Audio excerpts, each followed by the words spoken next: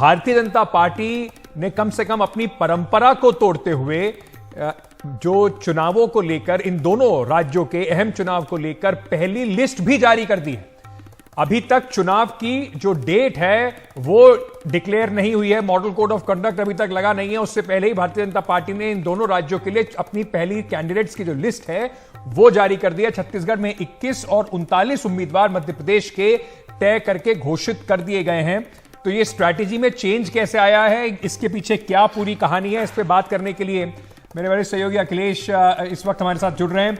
अखिलेश जी, ये क्या बीजेपी ने जो लिस्ट जारी की है, अभी तो फिलहाल लोग इस अचरज से बाहर नहीं आ पा रहे कि बीजेपी ने इतनी जल्दी, इतने महीने पहले, डेट अनाउंस होने से पहले ही कैंडिडेट की लिस्ट जारी करनी शुरू कर दी।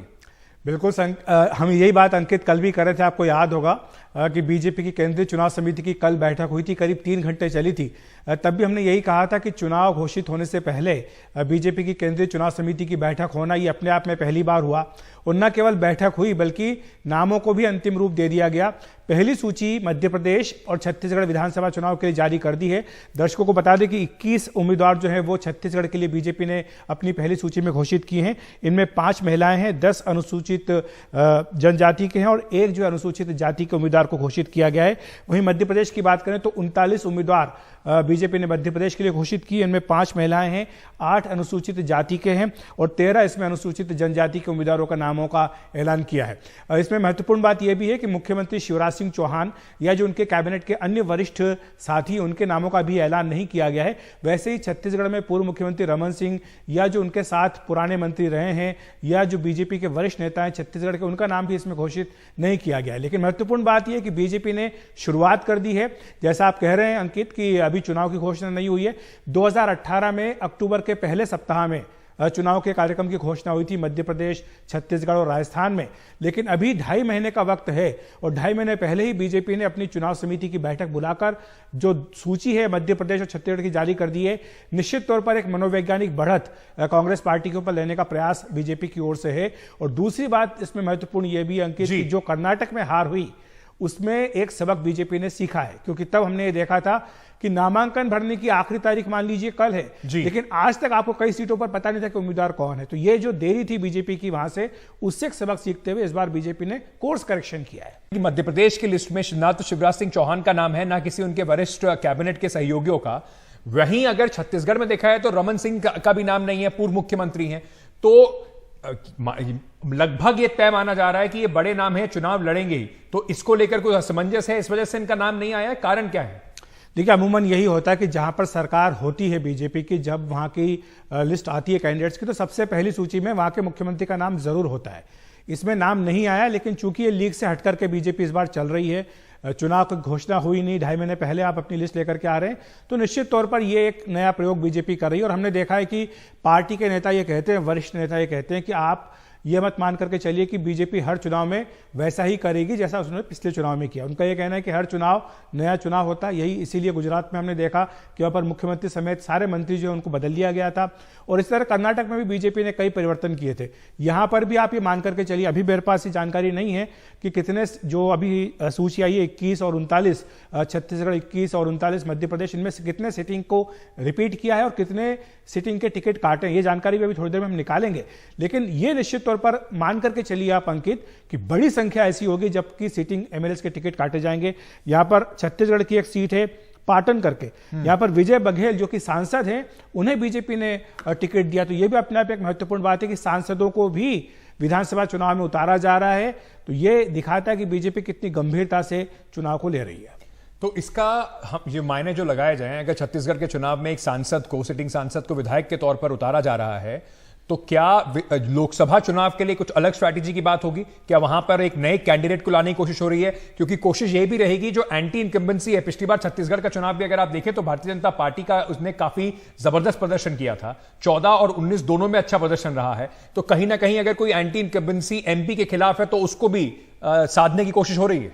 निश्चित तौर पर सांसदों को उतारने की बात बीजेपी ने पहली बार नहीं की। इससे पहले भी कई चुनाव में बीजेपी ने अपने सांसदों को विधानसभा के चुनाव में उतारा। यहां तक कि अभी जो त्रिपुरा का विधानसभा चुनाव हुआ था उसमें तो बीजेपी ने अपनी केंद्रीय मंत्री उन्हें भी विधानसभा का चुनाव लड़वा दिया था, वो जीती और फिर बाद में विधानसभा की सीट से उन्होंने इस्तीफा दिया है। अब वहां पर उपचुनाव हो रहा है, तो ये बीजेपी फार्मूला अपनाती आई है। लेकिन यहां पर चूंकि अब लोकसभा में भी ज्यादा वक्त नहीं बचा है, 8 महीने ही लोकसभा के चुनाव में बचे हैं, इसलिए बीजेपी ने यह भी चांस लेकर के देख लिया कि ठीक है, अगर यहां जीत जाते हैं तो यहां बने रहेंगे, नहीं तो फिर बाद में वो सांसद तो हैं ही।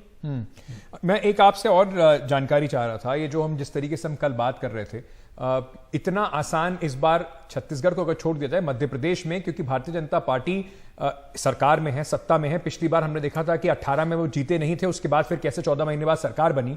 तो क्या शिवराज सिंह चौहान की नेतृत्व में या उनके चेहरे को प्रोजेक्ट करने को लेकर भी कुछ चिंतन मंथन इसमें हुआ है? सबसे लॉन्गेस्ट सर्विंग चीफ मिनिस्टर्स में से हैं भारतीय जनता पार्टी की ओर से, तो क्या चेहरा शिवराज सिंह चौहान का होगा या प्रधानमंत्री नरेंद्र मोदी को प्रमुखता से दिखाया जाएगा और यह बाद में तय होगा कि मुख्यमंत्री कौन बनेगा? देखिए, शिवराज सिंह चौहान और वीडी शर्मा दोनों ही जो बीजेपी की चेहरे हैं मध्य प्रदेश में, वो बरकरार रहेंगे, इसमें कोई बदलाव नहीं होगा। यह अनिश्चितता जो थी वो काफी पहले ही बीजेपी ने समाप्त कर दी थी। लेकिन सवाल ये कि क्या शिवराज सिंह चौहान ही मुख्यमंत्री होंगे? अगर बीजेपी फिर से जीतती है तो जाहिर सी बात है कि पार्टी अभी ये कहेगी कि जीतने के बाद, परिणाम आने के बाद इस पर फैसला होगा।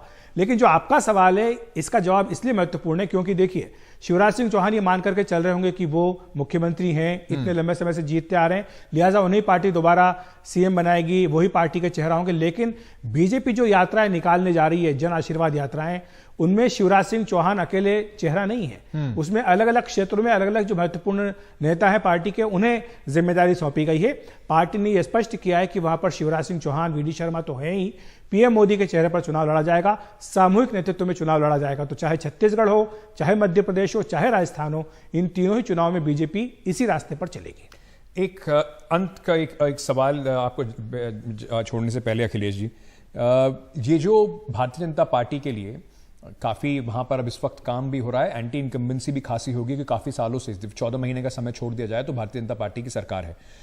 जो एक फायदा मिला था ज्योतिरादित्य सिंधिया को लेके आने का, उसके साथ जो लोग आए थे उन सबको बाई इलेक्शन में टिकट दिए गए, काफी लोगों को दिए गए, वो जीत के भी वापस आए। लेकिन क्या उससे इस बार पार्टी में टिकट डिस्ट्रीब्यूशन में भी थोड़ा सिरदर्द बना हुआ है, खास तौर से ग्वालियर चंबल के इलाके में? बिल्कुल महत्वपूर्ण प्रश्न आपका है, और ये बीजेपी के लिए सिरदर्द होगा, क्योंकि जो कांग्रेस का विधायक बीजेपी के उम्मीदवार को हरा करके आया, वहां पर जो बीजेपी के लोग होंगे उनकी उम्मीद ये होगी कि शायद हमें मौका मिले। लेकिन जो समझौता हुआ सिंधिया के साथ, जब वो सरकार बनाने के लिए सहयोग दिया, 22 अपने विधायकों को लेकर आए, तो समझौता यही था कि जब 2023 के विधानसभा चुनाव होंगे तो जो भी सिटिंग होंगे उनको सिटिंग गेटिंग वाला फार्मूला होगा, यानी जो सिटिंग एमएलए उसको आप टिकट देंगे। अब ये बीजेपी को ये वादा अपना पूरा करना पड़ेगा। लेकिन जब बीजेपी ये वादा पूरा करने जाएगी तो जैसा मैंने कहा कि वहां पर जो हारे थे या जिनकी उम्मीदें होंगी कि पार्टी का टिकट उन्हें मिले, निश्चित तौर पर उनके मन में नाराजगी होगी, तो बीजेपी को इसका हल भी निकालना पड़ेगा। चलिए, तो मध्य प्रदेश छत्तीसगढ़ पे तो एक काफी विस्तार से चर्चा हुई। राजस्थान पे एक सवाल आपसे जरूर पूछ लेता हूं। वसुंधरा राजे को लेकर काफी उत्सुकता बनी हुई है, काडर भी बड़ी उत्सुकता से देख रहा था कि किस तरीके से प्रोजेक्शन होगा। अभी तक वसुंधरा राजे के जो समर्थक हैं, जितनी उनकी उम्मीद थी कि उनको सामने रखा जाएगा, उन्हें एक बड़ा रोल मिलेगा, वो अभी तक नदारद है। इसके क्या मायने निकाले जाएं जो आज बीजेपी ने राजस्थान को लेकर अनाउंसमेंट करा है, 2 समितियां बनाई? निश्चित तौर पर जो वसुंधरा के समर्थक होंगे वो निराश होंगे, क्योंकि वो उम्मीद करेंगे कि वसुंधरा राजे को कोई बड़ी जिम्मेदारी पार्टी देगी।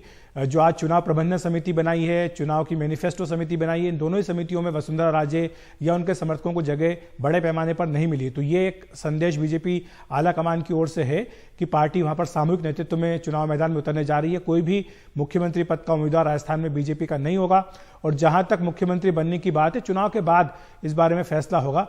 पार्टी की ये इस फैसले के पीछे एक सोच है, रणनीति है, वो ये है कि अगर आप वसुंधरा को बनाते तो चूंकि बाकी सारे नेता उनके खिलाफ हैं वहां पर, तो इसलिए गुटबाजी को बढ़ावा मिलेगा। साथ ही साथ बीजेपी के राजस्थान में कम से कम आधा दर्जन ऐसे नेता हैं जो मुख्यमंत्री पद के दावेदार अपने आप को मानते हैं। अगर आप किसी एक को प्रोजेक्ट करेंगे तो बाकी शायद घर बैठ जाएं या निपटाने में लग जाए। तो ये बीजेपी नहीं चाहती है, इसलिए कोई भी एक चेहरा नहीं होगा पीएम मोदी के चेहरे पर, और सामूहिक नेतृत्व में बीजेपी ने राजस्थान में चुनाव मैदान में उतरने का फैसला किया। लेकिन हाँ, वसुंधरा को बीजेपी दरकिनार नहीं कर सकती है, उन्हें साइडलाइन नहीं कर सकती। चाहते वो ये हैं कि वो केंद्र की राजनीति में आए, लेकिन वो इसके लिए तैयार नहीं है। वो चाहती है कि राजस्थान की राजनीति में ही रहें। तो अब क्या फार्मूला निकलेगा, किस तरह से प्रचार में उनकी भूमिका होगी, क्या प्रचार समिति बनाई जाएगी जिसकी कमान उनको दी जा सकती है, ये सारी बातें हैं जो आने वाले वक्त में पता लगेंगी।